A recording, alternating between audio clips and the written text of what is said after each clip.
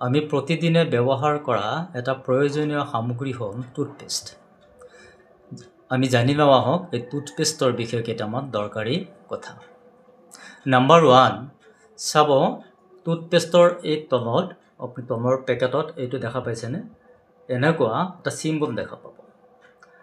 প্ৰত্যেকটো কলগেটৰ তলত এনেকুৱা এটা চিম্বল দেখা পাব। এই চিম্বলটোৰ বিষয়ে আপোনালোকক ক'ব ওলাইছোঁ। যিটো টুথপেষ্টৰ তলত সেউজীয়া চিম্বল দেখা পাব, সেই টুথপেষ্টটো সম্পূৰ্ণ প্ৰাকৃতিক উপাদানেৰে তৈয়াৰী। এনেকুৱা টুথপেষ্ট আমাৰ শৰীৰৰ বাবে অপকাৰী নহয়, উপযোগী। গতিকে এনেকুৱা টুথপেষ্টবোৰ আমি ব্যৱহাৰ কৰিব পাৰোঁ।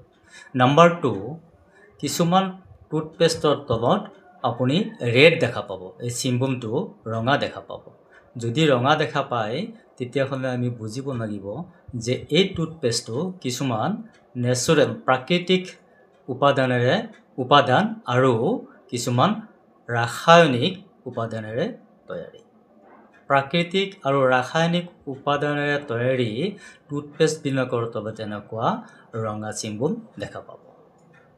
নাম্বাৰ 3 কিছুমানত দেখা পাব ব্লেক চিম্বল, কলা ৰঙৰ চিম্বলটো দেখা পাব। যদি টুথপেষ্টৰ বটমত যদি কলা ৰঙৰ চিম্বলটো দেখা পায় তেতিয়াহ'লে আমি জানিব লাগিব যে এই টুথপেষ্টটো সম্পূৰ্ণ ৰাসায়নিক উপাদানেৰে তৈয়াৰ কৰা হৈছে। এনে টুথপেষ্ট ব্যৱহাৰ কৰাটো আমাৰ শৰীৰৰ পক্ষে উপযোগী নহয়। নাম্বাৰ 4 ব্লু দেখা পাব। কিছুমানৰ টুথপেষ্টৰ তলত ব্লু নীলা ৰঙৰ চিম্বল দেখা পাব।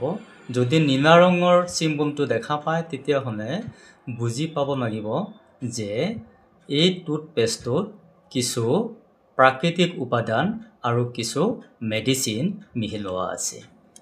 মেডিচিন আৰু প্ৰাকৃতিক উপাদানেৰে বনোৱা এই টুথপেষ্ট আমি ব্যৱহাৰ কৰিব পাৰোঁ। এইদৰে আমি চিনাক্তকৰণ কৰি ল'ব পাৰোঁ কোনটো টুথপেষ্ট আমাৰ কাৰণে উপযোগী আৰু কোনটো উপযোগী নহয়।